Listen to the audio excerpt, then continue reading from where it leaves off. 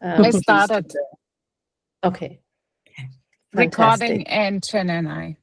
So a couple of people are in the waiting room. I'm ready. I think we're ready, Nicole, right? I'm ready when you are. I start to maybe let it in, the guys. Yeah?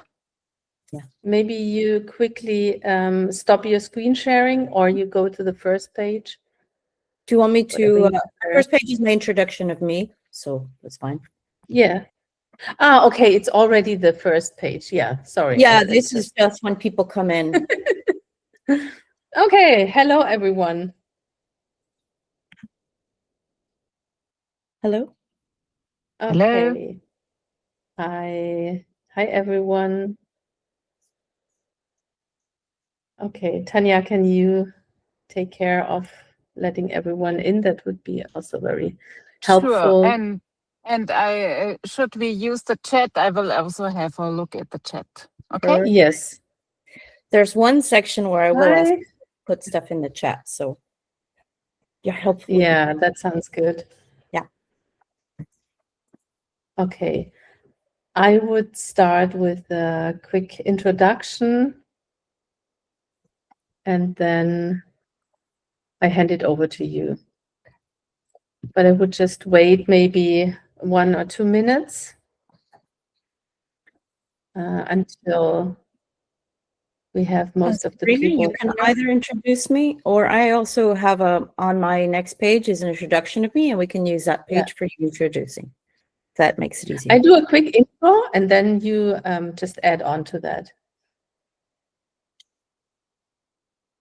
Oh, it's nice. We have already some people here. Fantastic. So we wait another 1-2 minutes. Maybe everyone who is here already can share in the chat where you are dialing in from. It would be nice if the fireflies could also talk.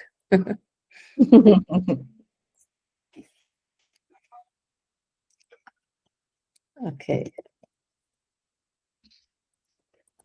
I'm wondering if my fireflies is in the group as well. Earning its keep. I think so. So we have Vietnam, Sabrina. I think that are you. Then yes. we have Saudi Arabia. That's me. We have Germany. Okay, Katharina. Okay. Nice. Paris. A local. No, I mean you. Okay. You are the Paris representative. So should we start? So we recorded when someone will join a little bit later. I can step anytime in. Exactly. So let me just start with a quick introduction. So I'm Sabrina, and I'm proud to represent W3FF, venture builder from Germany, now operating in Saudi Arabia. And we are really happy to have Nicole Reznic here in the call, and she will just give us insights about go-to-market strategy and product market fit. And just a quick insight about why we are doing that. So this is a series that we are doing in our virtual hackathon that started in December with a kickoff in Riyadh.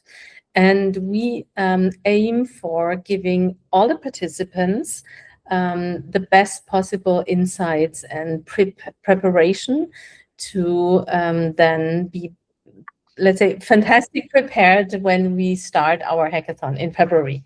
So quite soon. And with that, I would like to hand it over to Nicole. She is a professor for luxury marketing. She's also a founder of Market AI, and she's also a very dear friend and community, let's say from a community with 3 doors. And I just hand it over to you, Nicole. Thank you so much, Sabrina. Thank you, Tanya, for having me. Before we begin, I guess I wanted to give you guys a quick word about who I am and why I even care about this topic, because it's something that's very, very important to me. My name is Nicole Reznic. As Sabrina said, I'm a founder, operator, advisor. I spend most of my time helping startups avoid false traction and build products people actually love. I love doing this because as a founder, I've made my own set of mistakes. And I think that there's so many ways in which we can kind of share with each other what not to do. So do as I say, don't do as I do, perhaps. But I think every single one of us has ways in which we can improve as founders. And that's really the goal of everything, right? I spend over 25 years working across technology, data, strategy, and customer experience. So I'm coming with this go-to-market and product market fit from a very strong customer experience and data-rich focus, because I've worked in that for over 2 decades. I'm the founder and CEO of Market.ai, Market with an E as a 3. It's a trust-based blockchain-enabled platform. I'm also a advisor and mentor for GTM Accelerator, a Lisbon-based blockchain startup accelerator. And I also work with mentoring female founders across Europe and the US, one of my personal pet projects. Everything I share today is coming from real founder situations. I give you guys nice examples to kind of frame everything. I'll give you an understanding of what works, what doesn't work, and where teams lose time and confidence unnecessarily, because you don't want to feel worse than you already do when you're working as hard as you are as an entrepreneur. So the session's about clarity, not theory. So there's not like all these massive frameworks that you usually get. I'm going to help you look at signals earlier before the mistakes make them really expensive. So let's just start digging in. Sorry, one sec. So let me see. Sorry, my slides. Yes, perfect. So I'd like to correct your mindset for a bit. I'm not going to persuade you on how to do things the right way, but I want to kind of shift your mindset of go to market. Most of you know it's how your product actually reaches and enters a customer's real life, right? Not how you promote it. A lot of people assume go to market is how do I go to market, which, you know, makes sense. But we have to look at it a little bit differently, right? It's not a phase, it's an entire process. PMF, product market fit, it exists when users actually feel frustrated when your product is no longer around. So you have to look at it from a different perspective. Most founders think that if they spent more time on marketing, SEO, traction will actually come about, but that's not what it is. It's not about the PR and the marketing. And I know, because I was a marketer for many years. But this actually aligns with the data showing that scaling before you actually reach your product market fit, it causes so much more failure than the lack of funding, which a lot of people don't realize. We're often taught a very dangerous model. First you build, then you launch, then you do go to market, and then hopefully you get product market fit. But that model is actually really wrong. And I don't know why a lot of people still sort of perpetuate this sort of concept, but go-to-market is not something you do later. It's something that you have to kind of continually work at. And product market fit isn't something you achieve once, right? They're continuous system design problems. Go-to-market is about how they arrive to your product and how they adopt your product. And PMF is really about why users stay. So you're probably asking, okay, so how do we figure this out? So we're going to walk through this very, very rationally. The moment you separate product from distribution, you've already created a risk. So let's take a look at it. So a simple observation here, I've seen founders with thousands of users who don't know what to build next. Now, unfortunately, I can say I even had a very close friend of mine who had a really great startup idea. I loved it. I was backing them. And they were doing really great, but I could see that they didn't have product market fit, right? And then I've seen founders who have like 10 users, but they have absolute clarity on what they need to build next. And most people would say, okay, the guys with a lot of followers or people who have these signups, you know, there are so many, That's clearly, a good sign, but yes and no. So the difference isn't intelligence, effort, or ambition. It's whether they understand adoption. So we're going to walk through that. It's not about hacks today. We're not going to talk about funnels or growth tricks. It's about learning how products quietly succeed or how they can quietly fail. And I find that not a lot of GTM and product market fit courses kind of taught this. I think this is the stuff you learn on your own, sadly, through trial and error. So if you're reading this founder reality check here, it should feel familiar. People say it's interesting, growth feels forced, usage is inconsistent, you're unsure what to fix next. So this should instantly feel familiar to any of the founders in the room.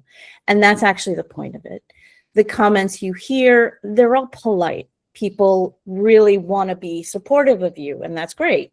What kills startups is quiet churn and inactivity. So people are saying, yeah, sure, let's stay in touch. Sounds promising. But your usage is inconsistent. Your growth feels forced, or you're unsure of what to fix next. You're not failing. Okay, I just want everyone to know right now, you're actually just misreading signals. And that's extremely common in startups, especially. And you'll find this when I'm working with other people in accelerators. I'm seeing this really often. Many regions, there's feedback that comes to you. It's often very polite and encouraging. It's a cultural strength, but it's kind of misleading founders. Politeness is not commitment. Encouragement, it's not adoption. Your job as a founder is not to collect positive feedback. Your mom, your aunt, your uncle, the people who are looking at your startup going, wow, it sounds awesome. Unfortunately, that doesn't equal business traction. Your job is to observe behavioral change. So you're going to ask, what does that mean? Stop asking people you like and feel comfortable with. So start asking your enemies and competitors. Stress test it, with people who are from different industries, who don't know the jargon. I can say from experience, I tried this. God, it was really daunting. I explained what my startup was to a woman in pharmaceuticals, and she's like, I don't get what you're building. You have to get right back on the horse and continually keep doing this, right? So before we go any further, I want you to check in with yourself and be honest with the feedback you're hearing. In core misread, interest doesn't equal intent. So as we were saying, many people in your story, in your sphere, want to hear your story, right? These are people who are friends, family, supporters, people within your network. But having a good story is not the only way to get people to truly love your product. And this is something that marketers will constantly tell you. I know because, I was one. It's all about your story. But sadly, users can like your story. They still never truly adopt your product, which is the issue here. One founder I knew had hundreds of demo requests and just very few paying customers. So you want to get people to love your story and to truly love your product. And one of the most expensive mistakes you can make is that confusion of great feedback, but no actual traction. So interest is cheap, intent is costly. And one perfect example I can think of off the top of my head is Google Wave. I don't know if any of you remember Google Wave, or Google Glass is also another example, sadly. People said, yeah, this is fascinating. Journalists loved it. Early users were curious, but almost no one changed how they worked. Adoption just wasn't there. It didn't replace email, chat, or documents. It didn't replace VR glasses. Like Google Glass didn't hit. Google Wave just ended up falling apart. Interest without behavior change is not validation. It's actually a warning. Another thing I think that people don't talk about enough is timing. So people usually say, okay, why now? What's the timing? Why didn't this work 5 years ago? It's also because timing can be a market condition and not just trend chasing. So let me explain. The same idea that failed yesterday might succeed today, but only if the conditions are changed. So that would mean tech, behavior, regulation, distribution channels. What exactly has changed? And a useful question founders rarely ask themselves, honestly, why didn't this work 5 years ago? So if you have a really great startup idea, why today? If the answer is just because now there's AI or because people now are digital, that's just not enough. There has to be more to it. Good timing changes constraints, not just tools. So here's an example. Uber didn't succeed because smartphones existed. If you recall, Uber is in 2009, right? So cell phones existed for almost 30 years before Uber started. It succeeded because GPS accuracy, secure digital payments became finally solid enough to use, and user trust crossed a threshold together. So there was a confluence of things that were happening. And that's what made Uber even possible and accelerated its growth in 2009. So timing doesn't change consumer behavior. If it's not changing consumer behavior, then timing is not important at all. For example, now you have MENA fintech traction. It's shifting with the central bank, digital sandboxes being created, digital adoption being driven by government incentives and Saudi Vision 2030. You have the UAE digital transformation strategies. All of this becomes a sort of confluence of timing. And these frameworks can create real readiness. So it's not just optimism, but it's actually a very rich soil for startups to exist in this sort of framework. Crypto banking is having a renewed moment since its first appearance because wide adoption of governmental support and even global monetary instability. So timing really, really matters. Let's see, my favorite. The silent killer. I bring this one up simply because a lot of people confuse this one. I find a lot of founders often fail their interpretations here. People think silence means, we're thinking about it. But it doesn't. It actually means there's no engagement signal, which is unfortunate because it's not what we want to feel. This explains why founders sometimes interpret polite non-responses as encouragement. They're like, oh, they're thinking about it. But in essence, silence is not neutrality. Silence is information. It's actually a data point. In relationship-driven cultures, silence is often mistaken for respect. But more frankly, in startups, silence usually means I don't care enough to respond. And that's a hard thing to swallow, to be completely honest. WhatsApp adoption didn't happen because people were praising it. It happened because people stopped texting. So what ended up happening, people pay attention to what users stop doing, not what they say. And actions speak louder than words. So if there are no words, that's also speaking. That's something that I think a few people really look at carefully. I love elevator pitching. This is something that I remember when I was first tasked to do it. God, it was really hard because I kept saying, oh, my startup is so complicated that I can't do it quickly. Well, unfortunately, this is a very simple litmus test for founders. If you need 30 seconds or more to explain the problem before you can explain your solution, you're probably describing the pain, but you're not witnessing it. You're not getting to the heart of what is truly the problem. Many founders assume a problem is universal. I know this was one of my issues as well. In reality, you have cultural context, language, workflows, purchasing behavior. They can change how urgently a problem is felt, right? So even the problem can sound the same on paper, but so many different contexts of how a person works or even culturally, the problem can be expressed very differently. And so when not every market, not every user group experiences the same pressure to act. So you, as a founder, have to be aware that what you think is universal may not be. But strong problems don't need long explanations. They're immediately recognized by the people who live them. So that's a critical element to consider.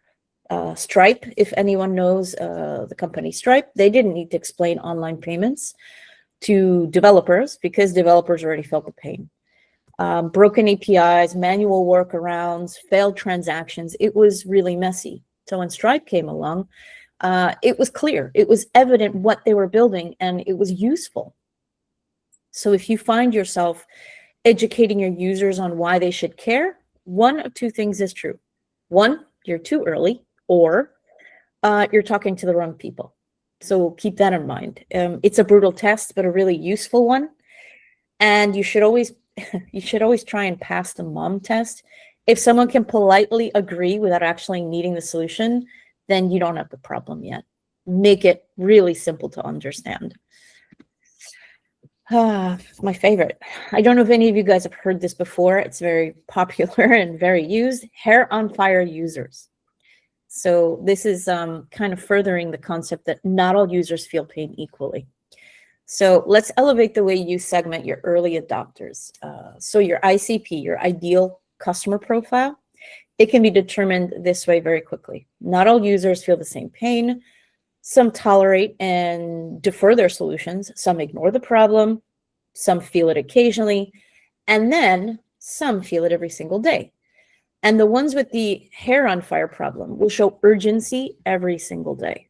Those are your early PMF signals, right? So early traction really is coming from those active buyers, people in that red square that you're seeing there. This is why Facebook started with Harvard students only. Not everyone who might like social networks. They didn't cast a wide net first. They went very clear to the Harvard people and how to kind of manage that network first and foremost. So pain concentration matters more than market size early on. That's the smartest way to solidify your base. And this is where we get to my favorite. Early traction doesn't come from broad markets. It comes from intense pain. So similar to the hair on fire concept, you have culturally diverse environments. Like in the UAE, I think there's like 89, 90% expats from 200 plus nationalities. So segmentation has to be deeper than demographic, because the way that each of those people with different cultural contexts experience a problem can be very different. But what you have to look at is behavioral things, like how do they react when that same problem happens? What are they using? What are the tools they're currently using? So behavioral and not actual demographic, right? It has to capture that behavioral urgency. And founders often confuse ambition with strategy. This is a big one. They want to go broad too early. It seems like a milestone if you start to cast your net really wide. But really, it's actually a death sentence, because if you go too wide too fast, you actually kind of lose your footing. So early traction doesn't come from large markets. It comes from urgent submarkets. Now, going niche and making them very, very happy is far, far better than just casting a wide net. Like, oh yeah, we're working in 14 different countries. When working in one country and doing really, really well in that one country is probably your best bet to scaling. And in B2B, business to business, especially, enterprise sales cycles and decision hierarchies make this very clear. If pain is not urgent, adoption will stall. Don't go wide until you go deep and build your roots, just like a tree. So here, product market fit, we're going to redefine it a little bit. Product market fit is observable repetition, right? It's not a milestone click or tick box. I find that a lot of people hear product market fit. That means, okay, great. We did it and people like it, so it's fitting. It's a product market fit. We've achieved it. Check. It's not a feeling you get. It can't be created by pure confidence. Like, oh yeah, we're so great. This is exactly what the market needs. It's not traction graphs or a strong backstory. It's a pattern. So that means consistency. A pattern where your specific user, your ICP, repeatedly pulls your product into their life without being chased. So, for example, Netflix versus Blockbuster. Netflix didn't win because people thought or said it was cool. I remember it not being cool. It scaled because people stopped going to video stores. So it made videos at home infinitely easier and friction-free. It wasn't advertising. It just started taking traction, and its timing was really great in the market. So your belief that you fit the market is irrelevant. Blockbuster was considered the dominating force, but behavior showed that it wasn't going to stay dominating. Product market fit starts showing itself through patterns, through opinions. Through patterns, not opinions. If you chase users to come back, if you're advertising, if you need marketing, it's not pull, that's actually push. And that's not what you want. This ties to global trends where PMF is increasingly behavior-based, so repeat usage, right? Rather than vanity metrics like downloads. And this is where you can see what real product market fit signals kind of look like. So what does it even look like? So let's clarify why signals matter. So if a user stops using an existing workflow, say it's WhatsApp, Excel, any of these types of things, that's replacement. Replacement drives adoption. Adoption will only increase when a person replaces, because if they add on, the addition to what they're already doing will only increase their cognitive load. So psychologically speaking, if a person has to use your solution on top of the solution they've already been using, it becomes too burdensome, and that will only be temporary that they're using your product. They will go back to what we call low cognitive load methods pretty quickly. So it may look like it's traction, but you start to lose it, and that's where the churn comes in, right? It's the kind of behavior uptake that, like, rapid churn is often due to solutions not really replacing anything.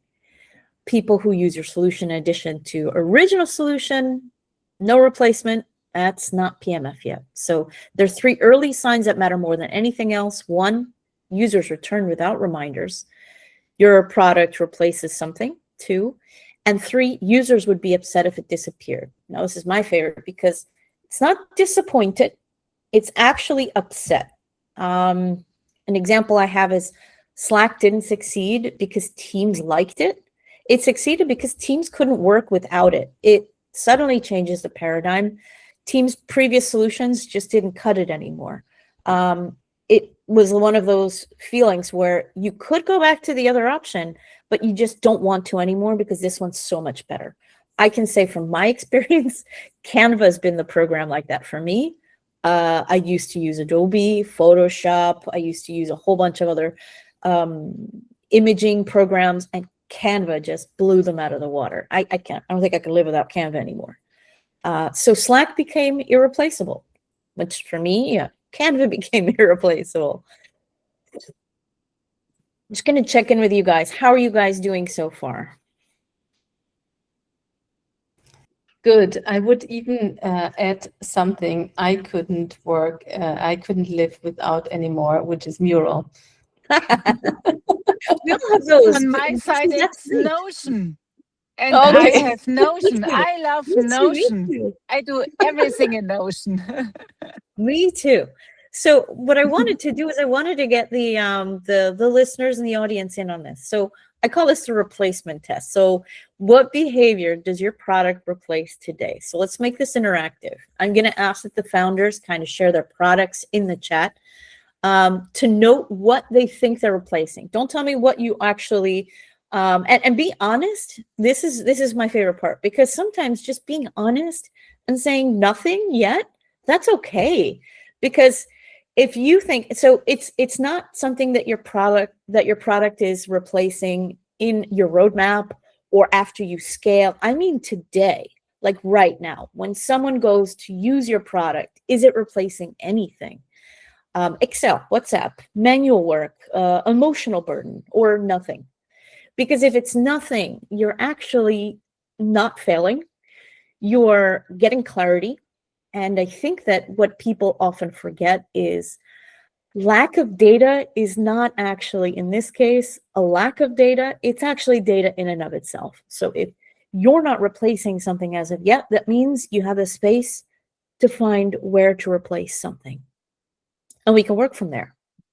So is there anyone in the audience that wants to kind of give me one thing that they think they're replacing, if they feel they are, or someone who wants to tell me?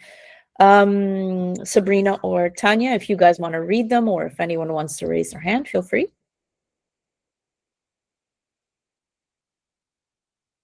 Any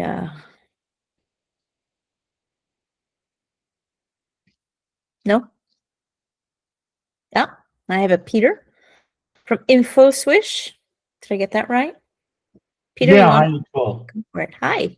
Hi. Hi, Peter. Hi, Good to Sabrina. see So you. nice to meet you again. Yes. So very, very good. So first of all, very good presentation so far. Thanks for that, and thanks for offering this for free to us, to the audience. So what I'm building is with InfoSwish is basically, and that's why I raised my hand, because I think the question is very interesting, and I haven't thought about it before. What I replace with my product. So I haven't thought about what I'm replacing. I only have thought about up to now what I'm providing as an additional value to my future customers. Yep. So I do not know what I will replace so far. So right now, because I'm thinking the first time about this question, right? Yeah. What my intention is with my product to basically to give the users the chance to monetize private data within automotive applications. So right now I'm focusing on the automotive industry.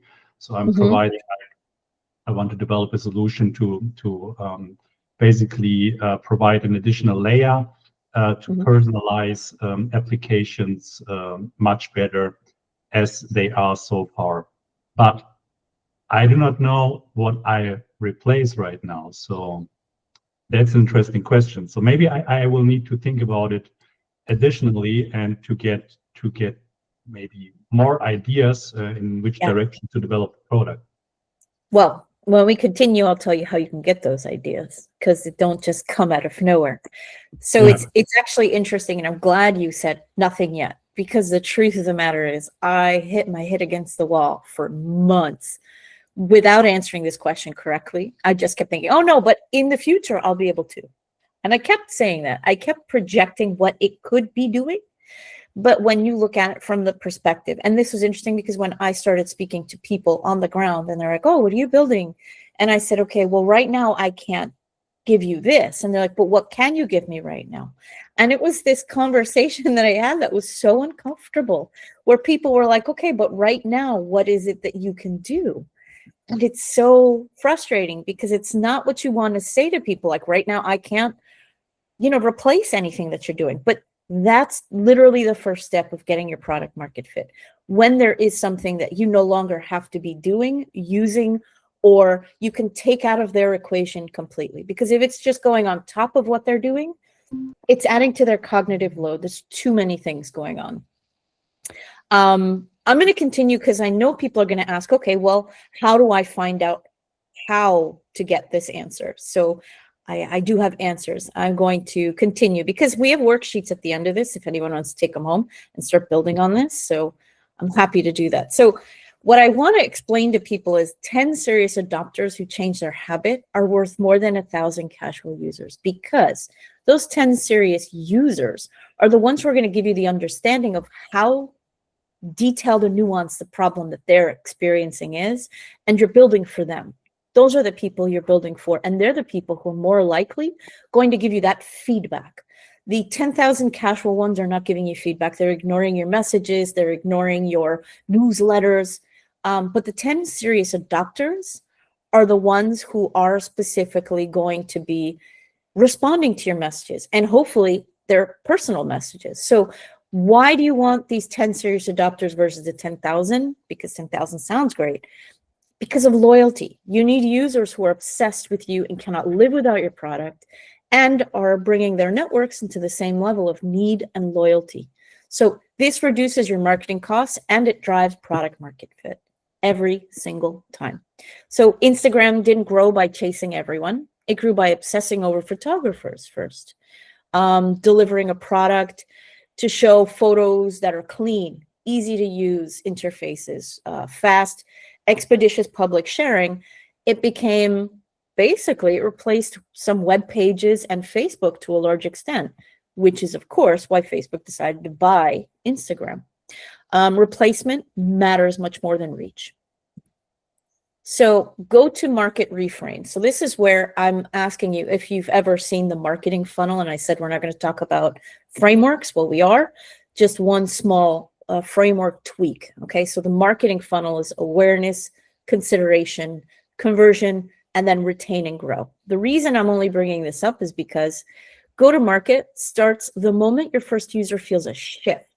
Not when you launch a campaign. So when people talk about the go-to-market, they talk about, okay, we launched a campaign. No, it actually starts when not when you're promoting, but it's when a user discovers you, trusts you, and then adopts you. So trust isn't a brand exercise implemented, early on your campaigns.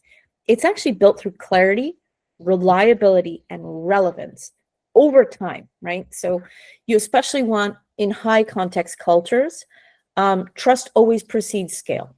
If they don't trust you, they don't feel that you have spoken to them and their needs, they're not going to continue with you. So a lot of people forget, how do you build trust? You build it person to person. And as a founder, that's going to be one critical element. I wanted to bring, before we go deeply in how to build that, I wanted to explain the difference between strategic go-to-market and execution go-to-market. Because this it's a busy slide, but I'll basically explain it. Strategic is about choosing the right battlefield, and then execution is how you operationalize the strategy through the channels, tactics, messaging, sales efforts, right? So execution is how you're building that, and strategy is where and why. So GTM, strategic GTM is who and why, and execution GTM is really how and where. So the problem is execution go-to-market, so your channels, it can't fix a weak strategic GTM. So if you have the wrong customer, problem, or timing is chosen, no amount of marketing or sales execution will create actual adoption. So you have to look at it always with strategic first, execution after, right? So an example is Slack.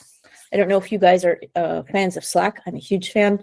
Slack strategic GTM came first. They chose a very specific first user, small, fast-moving tech companies and teams specifically. They focused on one urgent problem, teams losing time and context in email. Man, did I have that problem for years and years before Slack came along. So what I thought was interesting is they replaced an existing behavior, internal email, and those long threads of, I sent the document, here's version 7, and they just keep getting uglier. And they also replaced IRC, which was being used in like dev teams and in small companies. So I used to use Microsoft Teams before it really became Teams. I forgot what it was called before. But they used to be part of Skype at one point. And honestly, you couldn't attach things on those chats. So you had to use email for the attachments and the chats for chats. And there was never anything in the middle, right? So those users could adopt Slack without asking for permission. So that was incredible because that was a strategic choice and that was not a marketing tactic. So that was strategic GTM. And only after adoption did Slack focus on the execution GTM. So then they implemented freemium pricing, viral invites, onboarding flows, and enterprise sales, which all came later. And a lot of startups actually try to copy Slack's execution, that freemium virality, ads, but they skipped the strategic GTM that made the adoption possible in the first place. So where execution GTM scales adoption, strategic GTM determines whether adoption can happen at all.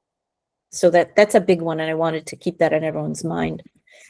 Too many founders start with channels before understanding how users decide to adopt. So GTM fails because the question begins with how and not why.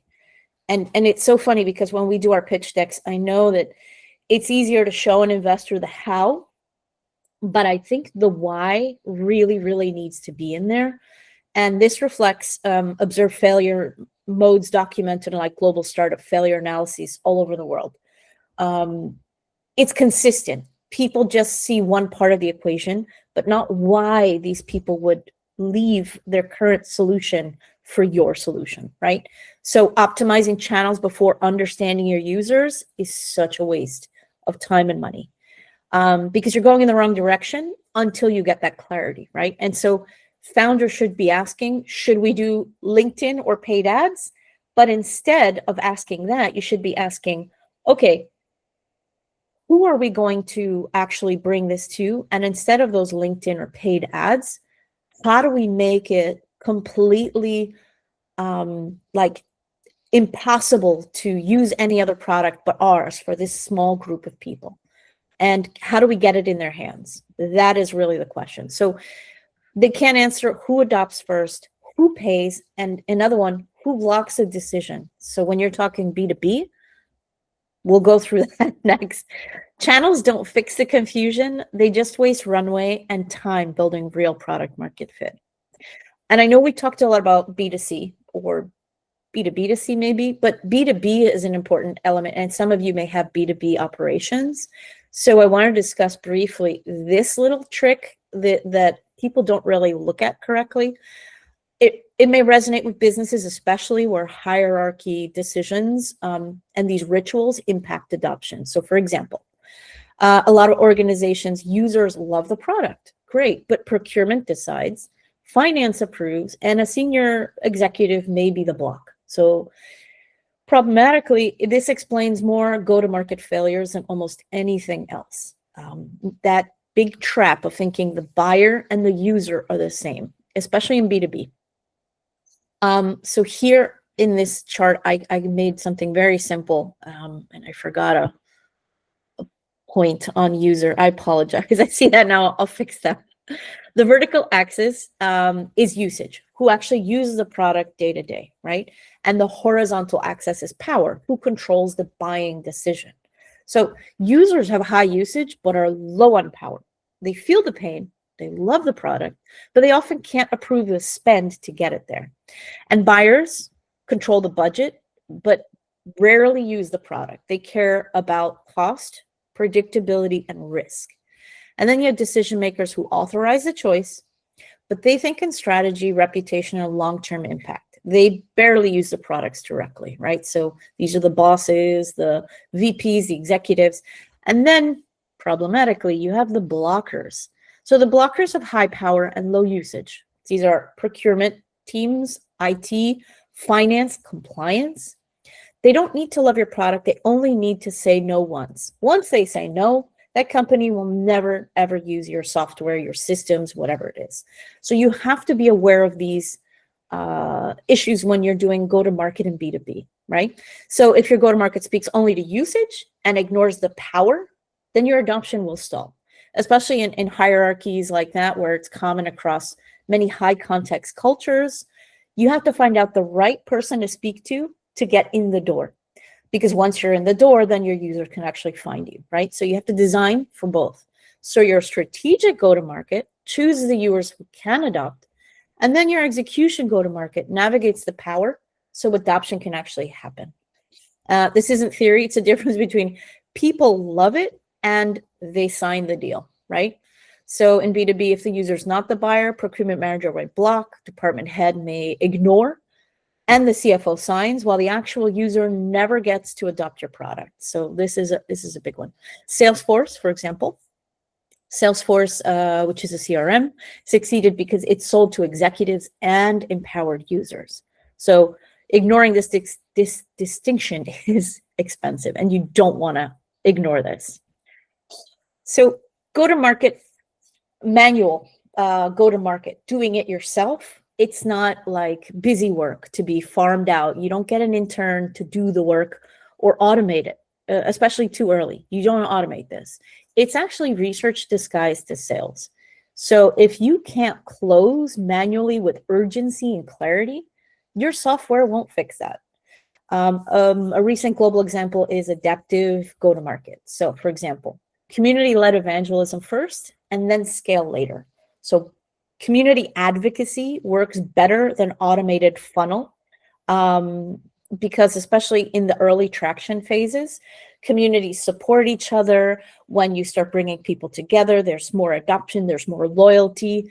So you don't want to do the things that scale straight away. And a lot of people think scaling quickly is great. It is not actually.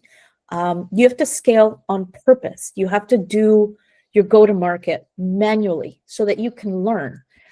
Founder-led onboarding is actually not a weakness. It's research. It's learning fast and pivoting if needed.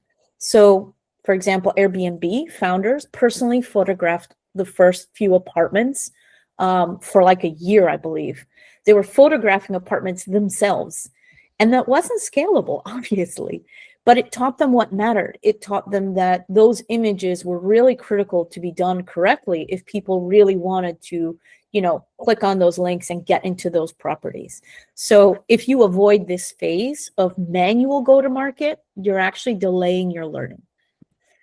This is my favorite. I love this one because I actually recently just talked to someone about it and they like shook their head violently going, oh my God, yes. Metrics that lie. Okay, so I'm a marketer by, education and experience for a while.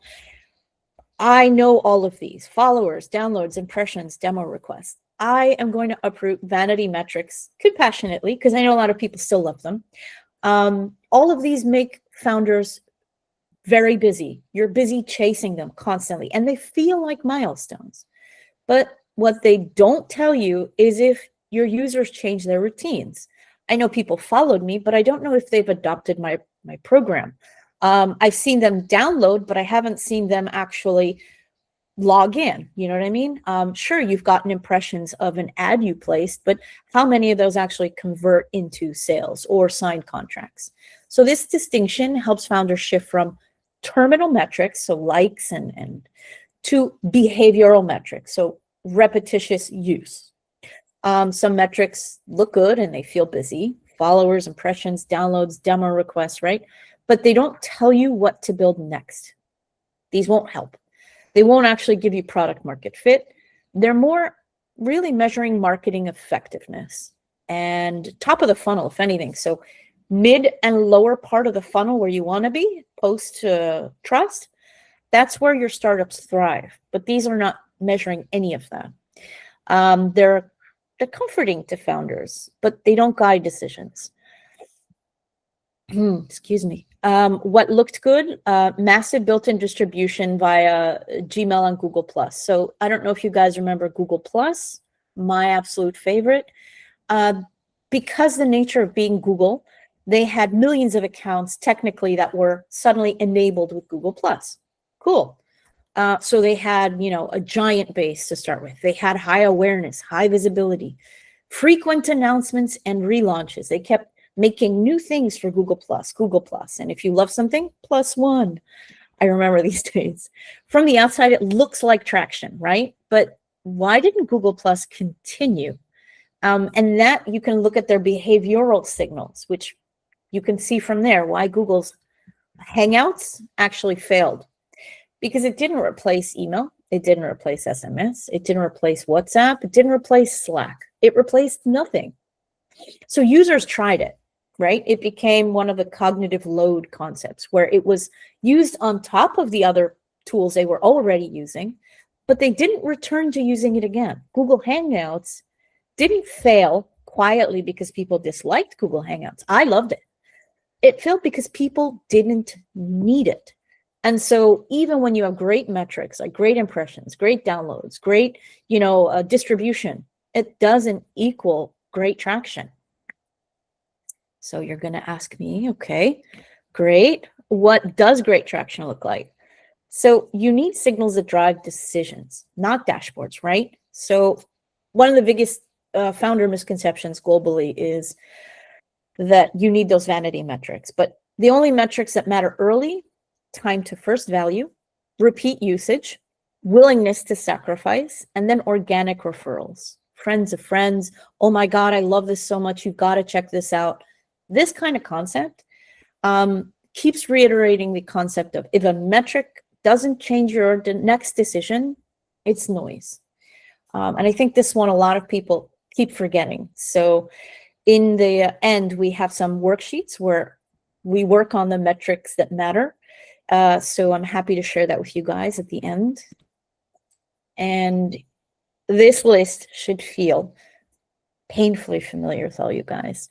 Each of these mistakes is rooted in misreading signals, not a lack of effort. So once you see the pattern, you can at least correct it. So like we did earlier, if your answer was, my product replaces nothing, that's great. That's clarity. That's what this workshop should be giving you.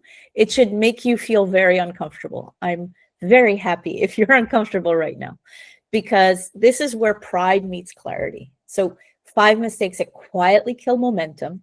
It's launching to everyone, confusing interest with intent, and then hiring marketing before narrative, and scaling before retention. So your main goal will be retention, retention, retention, and then scale when people are like, I need this product, I want this product, and let them scale for you, right? So these aren't specific failures, they're just sequencing errors. All of this should happen, just not before it's time, not before you get your product market fit, and not before you get a strong go-to-market strategic and execution GTM in place, right? Your job is not to grow fast. So I'm just trying to map your ambition to a learning mindset, right? So growth is a side effect, not a front-loaded goal. You grow because you understand deeply. And this is a quality mind shift. So not quantity, but your job is not just to get bigger. Your job is to learn faster, then your runway disappears.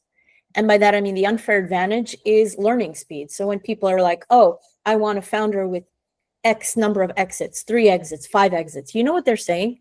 I want someone who learns really fast and doesn't put pride or vanity metrics ahead, because that wastes time. You want to learn faster than your competitors. You want to work deeper in emotional entrenchment, because that takes time to build and grow correctly. But once you get there emotionally connected to your product, then you can scale that deep growth, right?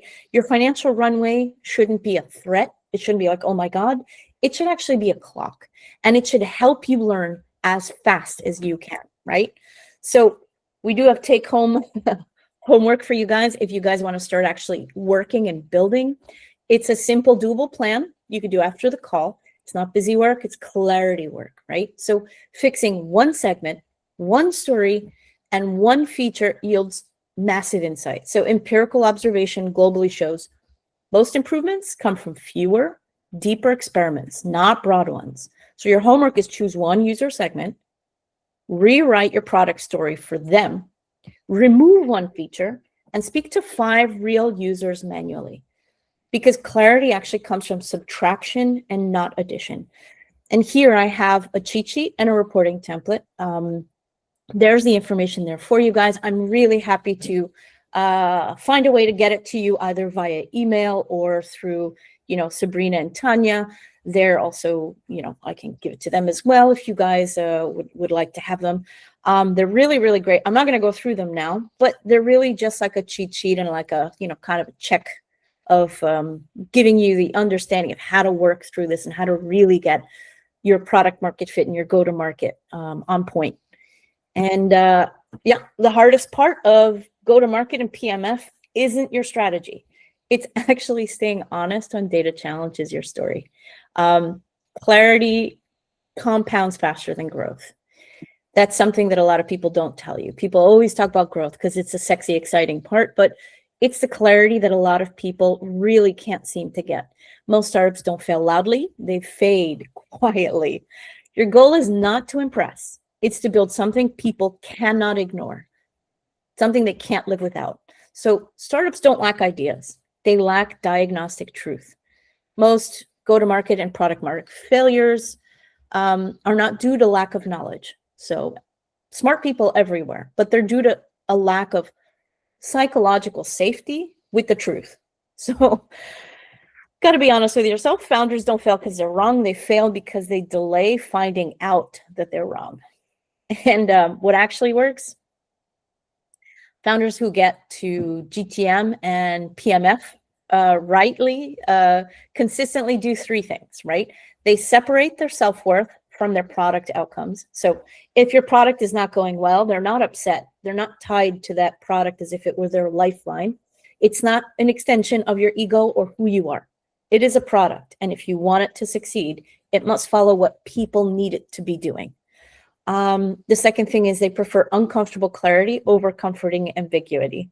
Now, this is the tough one because you want your friends and family to like pat you on the back and tell you how amazing you are and how totally successful you're going to be, except those are not the people you should be talking to about your startup. You should be talking to the other people who are far more experienced than you, people who are negative and who are going to poke holes in everything you say and do, because those holes are where you're going to fill with your product market fit. And the third thing that founders who get GTM and PMF right, they treat metrics as a tool for learning, not judgment. So it's a tactic, it's a discipline. You have to look at your data, your silence holes where people are not talking about it, where people are not, responding to you. This is data.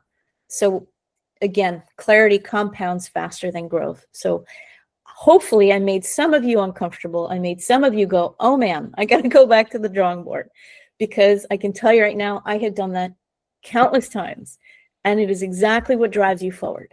Going back to the drawing board and redoing it. And it's uncomfortable, but man, is it worth it. So thank you for listening and participating. I'm looking forward to hearing everyone's amazing startups getting the go-to-market and their product market fit on point and just driving that scalability after you get that absolute clarity. So I'm here for any questions if anyone has them. I can also provide the cheat sheet and reporting template after the call. So does anyone have any questions? Thank you so much. That was really amazing. Thanks. Fantastic. So fantastic to listen. Yeah, that would be great. Framework. Do we have any questions here? Please, guys. Only have 5 minutes. So then we have, after the masterclass, we have the open call for the participants. So I like that you share your contact details and you're open that the people come directly to you. But I would say when we have one question for this, we have time. Maybe, is there anyone?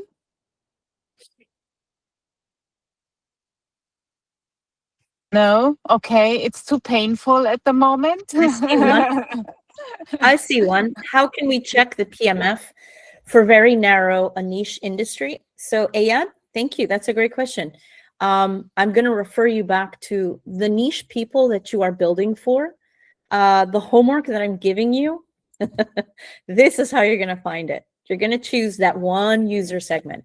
So if you have a niche industry and you have a very narrow kind of group of people, if you've defined your ideal customer profile, you go directly to that. You rewrite your product story for them. You remove whatever feature, like if you have one feature in your 7 features or 6 features of whatever it is you're building, you take out one. And then you speak to those 5 real users. So if you have at least just 5 is significant. 1 or 2 is not helpful enough. But even just 5 gives you enough statistically to go on, right? You talk to those 5 people and you talk to them about what it is that they're experiencing, how you can actually get that sort of, what is their issue? What is that burning problem that they, for example, Notion. Tanya, you were mentioning how you love Notion. I love Notion because I have so many things that have to go in together. So I use Excel, I use Word, I use all of them, but there's not one single location where I can put everything in. And what I love about Notion, my burning need was, I need coherence and I need a place where everything is central. And as a busy startup person, Notion is actually my data warehouse. So whenever I have investors looking at what it is we're building, it's all housed in Notion. And it's very easy to give a person that, access, or give people the, look, our documents that I'm providing to you, the cheat sheet and reporting template, they're on Notion.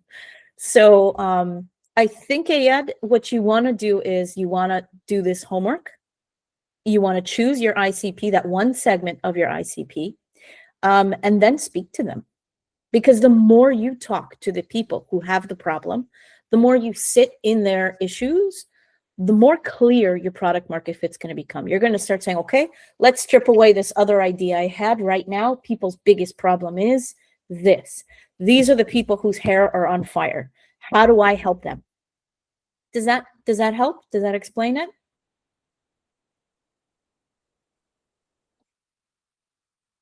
I don't know if Ayad is. Yeah, More? it does. It does. So Great. thank you so much, Nicole, and I hope we get you also your brain and your presence virtually or in person, however, for the hackathon too. So let's talk about that. I think we can manage that, so that we get your perspective and your support as well for the participants. Thank you so much. We will now continue with another link with the open call. So where already the participants, we have, I think, I don't know, 50 or so already present, active, and we are talking about ideas and how everything works. So thank you so much, Nicole, and yeah, that was fantastic. Thank you so Nicole. much. It was really incredible. It was super. Thank you. Happy to help. Good Thank luck, you very guys. much. Get It uncomfortable. was fantastical. Thank you so much. Thank you. Bye-bye. Goodbye. Thank you. Bye-bye. Bye-bye.